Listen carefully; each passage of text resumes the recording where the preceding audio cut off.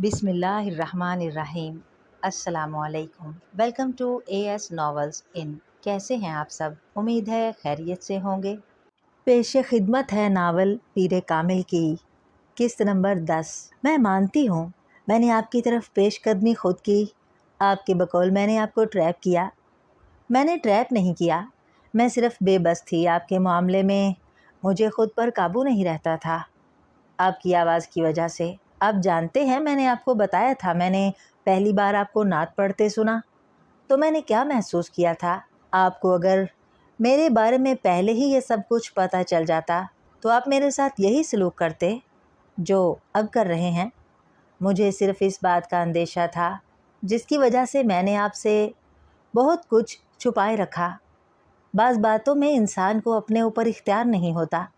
मुझे भी आपके मामले में खुद पर कोई इख्तियार नहीं हुआ। उसने रंजीदगी से कहा, तुम्हारे घर वालों को इस बात का पता है? नहीं, मैं उन्हें नहीं बता सकती। मेरी मंगनी हो चुकी है, मैंने आपको इस बारे में भी नहीं बताया। वो एक लम्हे के लिए रुकी। मगर मैं वहाँ शादी नहीं करना चाहती, मैं आपसे शादी करना चाहती हूँ। मैं सिर्फ़ अपनी तालीम मुकम्मल होने का इंतज़ार कर रही हूँ। तब मैं अपने पैरों पर खड़ी हो जाऊँगी और फिर मैं आपसे शादी करूँगी। 4-5 साल बाद जब मैं डॉक्टर बन जाऊँगी तो शायद मेरे पेरेंट्स आपसे मेरी शादी पर इस तरह एतराज़ ना करें जिस तरह वो अब करेंगे। अगर मुझे ये खौफ ना हो कि वो मेरी तालीम ख़त्म करवा कर मेरी शादी असजद से कर देंगे तो शायद मैं उन्हें अभी इस बात के बारे में बता देती कि मैं इस्लाम कबूल कर चुकी हूँ। मगर मैं अभी पूरी तरह उन पर डिपेंडेंट हूँ, मेरे हाथ बंधे हुए हैं। आप वो वाहिद रास्ता थे जो मुझे नज़र आया। मुझे वाकई आपसे मोहब्बत है। फिर मैं आपको शादी की पेशकश ना करती तो और क्या करती? आप इस सूरत हाल का अंदाज़ा नहीं कर सकते जिसका मैं कर रही हूँ। मेरी जगह पर होते तो आपको अंदाज़ा होता कि मैं झूठ बोलने के लिए कितनी मजबूर हो गई थी। जलाल कुछ कहे बगैर पास मौजूद लकड़ी के बेंच पर बैठ गया। वो परेशान नज़र आ रहा था। इमामा ने अपनी आंखें पोंछ लीं। क्या आपके दिल में मेरे लिए कुछ भी नहीं है? सिर्फ़ इसलिए मेरे साथ इन्वॉल्व हैं क्योंकि मैं आपसे मोहब्बत करती हूँ। जलाल ने उसके सवाल का जवाब देने की बजाय उससे कहा, इमामा बैठ जाओ, पूरा पेंडोरा बॉक्स खुल गया है मेरे सामने। अगर मैं तुम्हारी सूरत हाल का अंदाज़ा नहीं कर सकता तो तुम भी मेरी पोजीशन को नहीं समझ सकती। इमामा उससे कुछ फासले पर रखी बेंच पर बैठ गई। मेरे वालिदैन कभी गैर मुस्लिम लड़की से मेरी शादी नहीं करेंगे, कता नज़र इसके कि मैं उससे मोहब्बत करता हूँ या नहीं। जलाल, मैं गैर मुस्लिम नहीं हूँ। तुम अब नहीं हो, मगर पहले तो थी। और फिर तुम्हारा ख़ानदान। मैं उन दोनों चीज़ों के बारे में कुछ नहीं कर सकती, इमामा ने बेबसी से कहा। जलाल ने जवाब में कुछ नहीं कहा। कुछ देर वो दोनों खामोश रहे। क्या आप अपने पेरेंट्स की मर्ज़ी के बगैर मुझसे शादी नहीं कर सकते? कुछ देर बाद इमामा ने कहा, यह बहुत बड़ा इक़दाम होगा। जलाल ने नफ़ी में सर हिलाते हुए कहा, और बिलफ़र्ज़ मैं ये काम करने का सोच लूँ तो भी नहीं हो सकता। तुम्हारी तरह मैं भी अपने पेरेंट्स पर डिपेंडेंट हूँ। जलाल ने अपनी मजबूरी बताई। मगर आप हाउस जॉब कर रहे हैं और चंद सालों में इस्टेब्लिश हो जाएंगे, इमामा ने कहा। मैं हाउस जॉब के बाद स्पेशलाइजेशन के लिए बाहर जाना चाहता हूँ और ये मेरे पेरेंट्स की माली मदद के बगैर नहीं हो सकता। स्पेशलाइजेशन के बाद ही मैं वापस आकर अपनी प्रैक्टिस इस्टेब्लिश कर सकता हूँ। 3-4 साल अपनी स्टडीज़ ख़त्म करने में भी लग जाएंगे, जलाल ने उसे याद दिलाया। फिर इमामा ने उसे मायूसी से देखा। फिर ये कि मुझे सोचने का वक्त हो, शायद मैं कोई रास्ता निकाल लूँ। मैं तुम्हें छोड़ना नहीं चाहता, मगर मैं अपना कैरियर भी ख़राब नहीं कर सकता। मेरा प्रॉब्लम सिर्फ़ ये है कि मेरे पास कुछ भी नहीं है। जो कुछ है माँ बाप का है और वो अपनी सारी जमा पूंजी मुझ पर खर्च कर रहे हैं, ये सोचकर कि मैं कल को उनके लिए कुछ करूँगा। वो बात करते करते रुका। क्या ऐसा नहीं हो सकता कि तुम्हारे वालिदैन अपनी मर्ज़ी से तुम्हारी शादी मुझसे कर दें? इस सूरत में कम से कम मेरे वालिदैन को ये एतराज़ तो नहीं होगा कि तुमने अपने वालिदैन की मर्ज़ी के ख़िलाफ़ उन्हें बताए बगैर मुझसे शादी की। वो जलाल का चेहरा देखने लगी। मैं नहीं जानती ऐसा हो सकता है या नहीं। मैं कुछ भी नहीं जानती। वो मेरी बात मानेंगे या नहीं, मैं इमामा ने कुछ मायूसी के आलम में बात अधूरी छोड़ दी। जलाल बात मुकम्मल होने का इंतज़ार करता रहा। मेरी फैमिली में आज तक किसी लड़की ने अपनी मर्ज़ी से बाहर किसी लड़के से शादी नहीं की, इसलिए मैं नहीं बता सकती कि उनका रद्द-ए-अमल क्या होगा, मगर मैं ये ज़रूर बता सकती हूँ कि उनका रद्द-ए-अमल बहुत बुरा होगा। वो मुझसे बहुत मोहब्बत करते हैं, लेकिन मुझे ये इजाज़त नहीं दे सकते कि मैं इतना बड़ा कदम उठाऊं। आपको अंदाज़ा होना चाहिए कि मेरे बाबा को कितनी शर्मिंदगी और बेइज्जती का सामना करना पड़ेगा। सिर्फ मेरे लिए तो वो सब कुछ नहीं बदल देंगे। अगर मुझे अपनी फैमिली से मदद की तवक्को होती तो मैं घर से बाहर सहारों की तलाश में होती, ना ही आपसे इस तरह मदद मांग रही होती। धीमे लहजे में अपनी आवाज़ की लर्जिश पर काबू पाते हुए उसने जलाल से कहा, इमामा, मैं तुम्हारी मदद करूँगा। मेरे पेरेंट्स मेरी बात नहीं टालेंगे। समझाने में कुछ वक्त लगेगा, मगर मैं तुम्हारी मदद करूँगा। मैं उन्हें मना लूँगा। तुम ठीक कहती हो कि मुझे तुम्हारी मदद करनी चाहिए। वो पुरसोच मगर उलझे हुए अंदाज में उससे कह रहा था। इमामा को अजीब सी ढारस हुई। उसे जलाल से यही तवक्को थी। इमामा ने सोचा, मेरा इंतखाब गलत नहीं है। ये अहमकाना तजवीज़ असजद के अलावा किसी दूसरे की हो ही नहीं सकती। उसे एहसास नहीं है कि मैं अभी पढ़ रही हूँ। इमामा ने अपनी भाभी से कहा, नहीं, असजद ने या उसके घर वालों ने ऐसा कोई मुतालबा नहीं किया। बाबा खुद तुम्हारी शादी करना चाह रहे हैं। इमामा की भाभी ने रसानियत से जवाब दिया, बाबा ने कहा है। मुझे यकीन नहीं आ रहा। जब मैंने मेडिकल में एडमिशन लिया था तब उनका दूर दूर तक ऐसा कोई ख्याल नहीं था। वो तो अंकल आज़म से भी यही कहते थे कि वो मेरे हाउस जॉब के बाद ही मेरी शादी करेंगे। फिर अब अचानक क्या हुआ? इमामा ने बेयकीनी से कहा, कोई दबाव होगा, मगर मुझे तो अम्मी ने यही बताया था कि ये खुद बाबा की ख्वाहिश है। भाभी ने कहा, आप उन्हें बता दें कि मुझे हाउस जॉब से पहले शादी नहीं करनी। ठीक है, तुम्हारी बात उन तक पहुंचा दूंगी, मगर बेहतर है कि तुम इस सिलसिले में खुद बाबा से बात करो। भाभी ने उसे मशवरा दिया। भाभी के कमरे से जाने के बाद वो कुछ परेशानी से वहीं बैठी रही।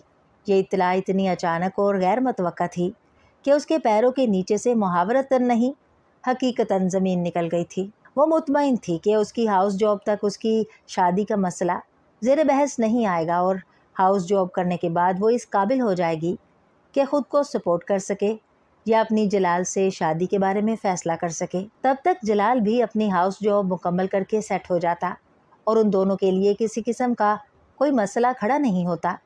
मगर अब अचानक उसके घर वाले उसकी शादी की बात कर रहे थे। आखिर क्यों? नहीं, असजद और उसके घर वालों ने मुझसे इस तरह का कोई मुतालबा नहीं किया। मैंने खुद उनसे बात की है। उस रात वो हाशिम मुबीन के कमरे में मौजूद थी। उसके इस्तफसार पर हाशिम मुबीन ने बड़े इत्मीनान के साथ कहा, बात भी कर ली है? आप मुझसे पूछे बगैर किस तरह मेरी शादी अरेंज कर सकते हैं? इमामा ने बेयकीनी से कहा। हाशिम मुबीन ने कुछ संजीदगी से उसे देखा। यह निस्बत तुम्हारी मर्ज़ी से ही तय हुई थी, तुमसे पूछा गया था। उन्होंने जैसे उसे याद दहानी कराई। मंगनी की बात और थी, शादी की बात और है। आपने मुझसे कहा था कि हाउस जॉब से पहले आप मेरी शादी नहीं करेंगे। इमामा ने उन्हें उनका वादा याद दिलाया। तुम्हें इस शादी पर एतराज़ क्यों है? क्या तुम असजद को पसंद नहीं करती? बात पसंद या नापसंद की नहीं है। अपनी तालीम के दौरान मैं शादी नहीं करना चाहती। आप अच्छी तरह जानते हैं कि मैं आई स्पेशलिस्ट बनना चाहती हूँ। इस तरह आप मेरी शादी कर देंगे तो मेरी सारे ख्वाब अधूरे रह जाएंगे। बहुत सी लड़कियाँ शादी के बाद तालीम मुकम्मल करती हैं। तुम अपनी फैमिली में देखो कितनी। हाशिम मुबीन ने उसे समझाने की कोशिश की। इमामा ने उनकी बात काट ली। वो लड़कियाँ बहुत ज़हीन और काबिल होती होंगी, मैं नहीं हूँ। मैं एक वक्त में एक ही काम कर सकती हूँ। मैं आज़म भाई से बात कर चुका हूँ, वो तो तारीख तय करने के लिए आने वाले हैं।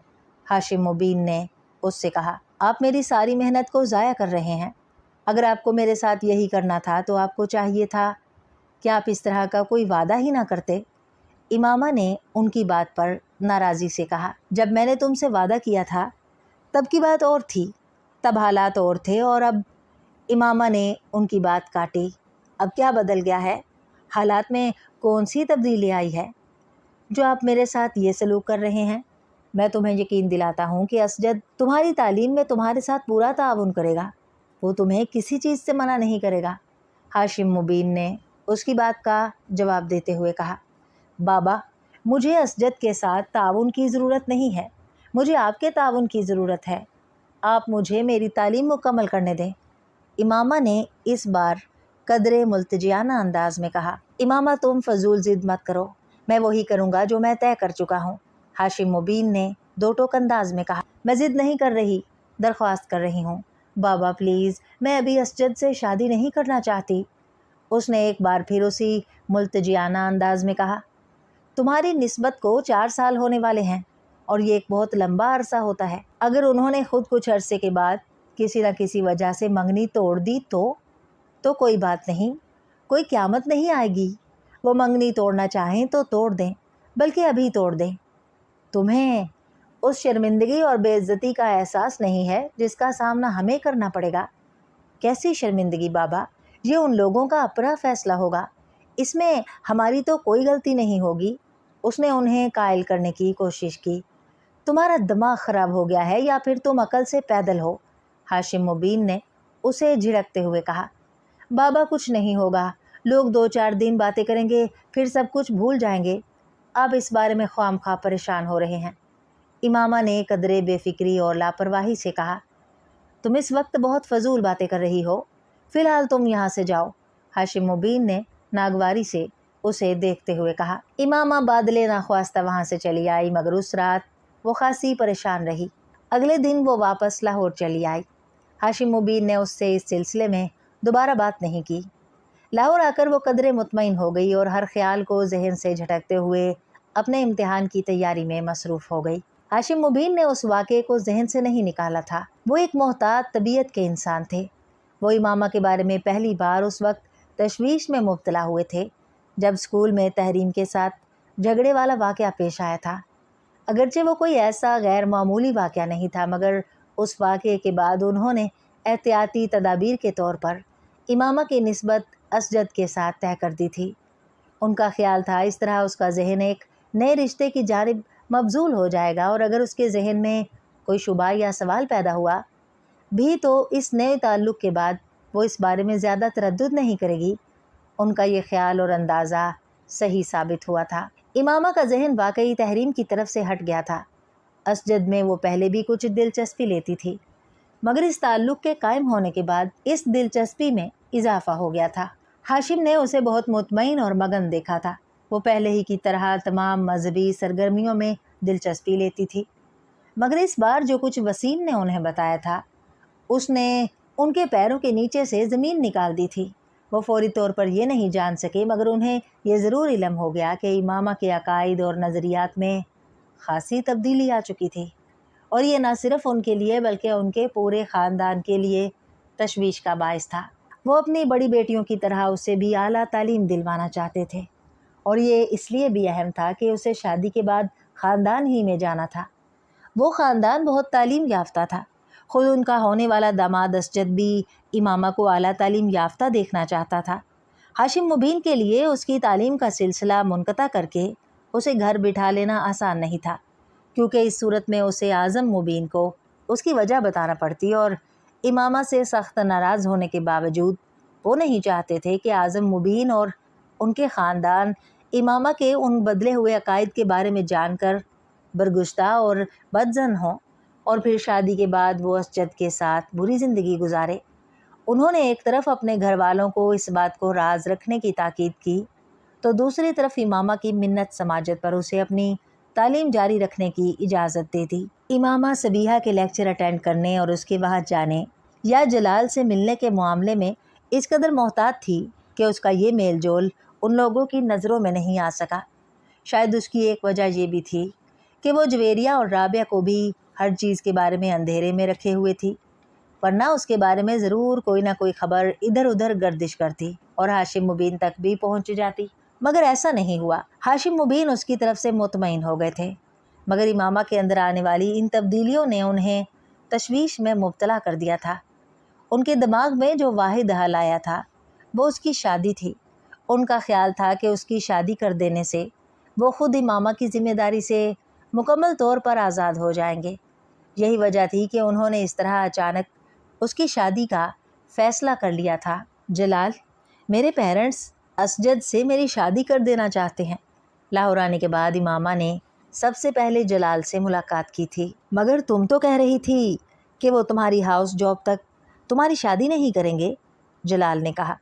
وہ ایسا ہی کہتے تھے، مگر اب وہ کہتے ہیں کہ میں اپنی تعلیم شادی کے بعد بھی جاری رکھ سکتی ہوں۔ اسجد لاہور میں گھر لے لے گا تو میں زیادہ آسانی سے اپنی تعلیم مکمل کر سکوں گی۔ جلال اس کے چہرے سے اس کی پریشانی کا اندازہ کر سکتا تھا۔ جلال بھی یکدم فکر مند ہو گیا۔ جلال، میں اسجد سے شادی نہیں کر سکتی، میں کسی صورت اسجد سے شادی نہیں کر سکتی، وہ بڑبڑائی۔ پھر تم اپنے پیرنٹس کو صاف صاف بتا دو، جلال نے یکدم کسی فیصلے پر پہنچتے ہوئے کہا۔ کیا بتا دوں؟ یہی کہ تم مجھ سے شادی کرنا چاہتی ہو۔ آپ کو اندازہ نہیں ہے کہ وہ کس طرح ری ایکٹ کریں گے۔ مجھے انہیں پھر سب کچھ ہی بتانا پڑے گا۔ وہ بات کرتے کرتے کچھ سوچنے لگی۔ جلال، آپ اپنے پیرنٹس سے میرے سلسلے میں بات کریں، آپ انہیں میرے بارے میں بتائیں۔ اگر میرے پیرنٹس نے مجھ پر اور دباؤ ڈالا تو پھر مجھے اپنا گھر چھوڑنا پڑے گا، پھر مجھے آپ کی مدد کی ضرورت ہوگی۔ امامہ، میں اپنے پیرنٹس سے بات کروں گا، وہ رضامند ہو جائیں گے، میں جانتا ہوں، میں انہیں منا سکتا ہوں، جلال نے اسے یقین دلایا۔ پوری گفتگو کے دوران پہلی بار امامہ کے چہرے پر مسکراہٹ ابھری۔ اگلے چند ہفتے وہ اپنے پیپرز کے سلسلے میں مصروف رہی، جلال سے بات نہ ہو سکی۔ آخری پیپر والے دن وسیم اسے لینے کے لیے لاہور آ گیا تھا۔ وہ اسے وہاں یوں دیکھ کر حیران رہ گئی۔ وسیم، میں ابھی تو نہیں جا سکتی، آج تو میں پیپرز سے فارغ ہوئی ہوں، مجھے ابھی یہاں کچھ کام ہے، میں کل تک یہیں ہوں، اپنے دوست کے یہاں ٹھہر جاتا ہوں جب تک تم اپنے کام نپٹا لو، ہم اکٹھے ہی چلیں گے۔ وسیم نے اس کے لیے مدافعت کا آخری راستہ بھی بند کر دیا۔ میں چلتی ہوں تمہارے ساتھ، امامہ نے کچھ بے دلی سے فیصلہ کرتے ہوئے کہا۔ اسے اندازہ تھا کہ وسیم اسے ساتھ لے کر ہی جائے گا۔ تم اپنی چیزیں پیک کر لو، اب تم ساری چھٹیاں وہاں گزار کر ہی آنا، اسے واپس مڑتے دیکھ کر وسیم نے کہا۔ اس نے سر ہلا دیا، مگر اس کا اپنی تمام چیزیں پیک کرنے یا اسلام آباد میں ساری چھٹیاں گزارنے کا کوئی ارادہ نہیں تھا۔ اس نے طے کیا تھا کہ وہ چند دن وہاں گزار کر کسی نہ کسی بہانے سے واپس لاہور آ جائے گی، اور یہی اس کی غلط فہمی تھی۔ رات کے کھانے پر وہ سب گھر والوں کے ساتھ کھانا کھا رہی تھی اور سب خوش گپیوں میں مصروف تھے۔ پیپرز کیسے ہوئے تمہارے؟ ہاشم مبین نے کھانا کھاتے ہوئے اس سے پوچھا۔ بہت اچھے ہوئے، ہمیشہ کی طرح، اس نے چاول کا چمچ منہ میں ڈالتے ہوئے کہا۔ ویری گڈ، چلو پیپرز کی ٹینشن تو ختم ہوئی، اب تم کل سے اپنی شاپنگ شروع کر دو۔ امامہ نے حیرانی سے انہیں دیکھا۔ شاپنگ؟ کیسی شاپنگ؟ فرنیچر کی اور جولر کے پاس پہلے چلے جانا تم لوگ، باقی چیزیں تو آہستہ آہستہ ہوتی رہیں گی۔ ہاشم مبین نے اس کے سوال کا جواب دینے کی بجائے اس بار اپنی بیوی سے کہا۔ بابا، مگر کس لیے؟ امامہ نے ایک بار پھر پوچھا۔ تمہاری امی نے بتایا نہیں تمہیں کہ ہم نے تمہاری شادی کی تاریخ طے کر دی ہے؟ امامہ کے ہاتھ سے چمچ چھوٹ کر پلیٹ میں جا گرا۔ ایک لمحے میں اس کا رنگ فک ہو گیا تھا۔ میری شادی کی تاریخ؟ اس نے بے یقینی سے باری باری سلمہ اور ہاشم کو دیکھا جو اس کے تاثرات پر حیران نظر آ رہے تھے۔ ہاں، تمہاری شادی کی تاریخ، ہاشم مبین نے کہا۔ یہ آپ کیسے کر سکتے ہیں؟ مجھ سے پوچھے بغیر، مجھے بتائے بغیر؟ حورنک چہرے کے ساتھ انہیں دیکھ رہی تھی۔ تم سے پچھلی دفعہ بات ہوئی تھی اس سلسلے میں؟ ہاشم مبین یکدم سنجیدہ ہو گئے۔ اور میں نے انکار کر دیا تھا۔ ہاشم مبین نے اسے بات مکمل نہیں کرنے دی۔ میں نے تمہیں بتا دیا تھا کہ مجھے تمہارے انکار کی کوئی پرواہ نہیں ہے، میں اسجد کے گھر والوں سے بات کر چکا ہوں، ہاشم مبین نے تیز آواز میں کہا۔ ڈائننگ ٹیبل پر یکدم گہری خاموشی چھا گئی، کوئی بھی کھانا نہیں کھا رہا تھا۔ امامہ ایک دم اپنی کرسی سے کھڑی ہوئی۔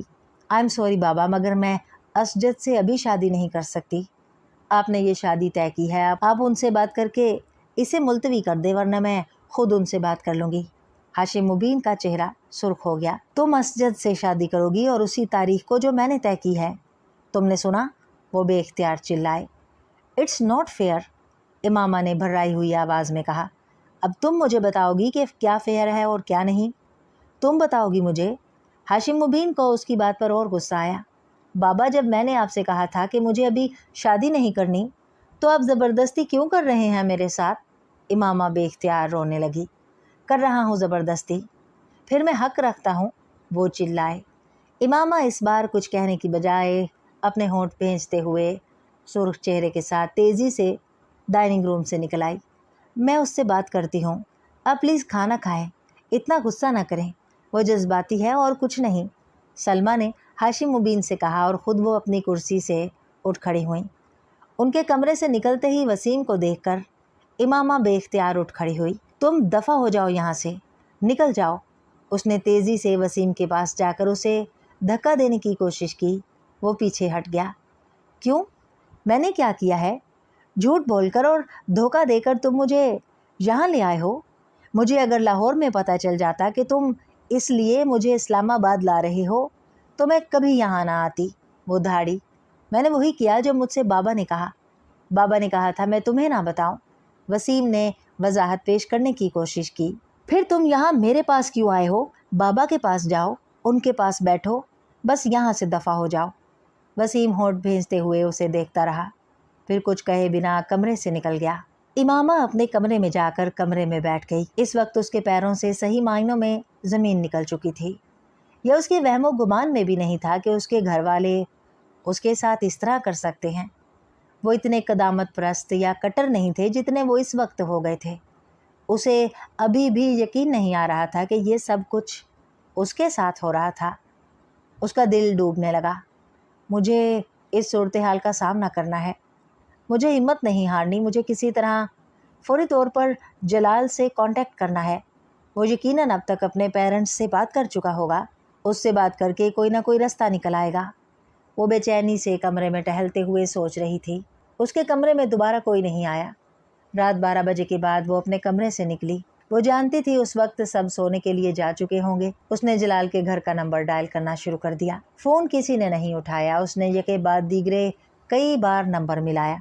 आध घंटे तक इसी तरह कॉल्स करते रहने के बाद उसने मायूसी के साथ फ़ोन रख दिया।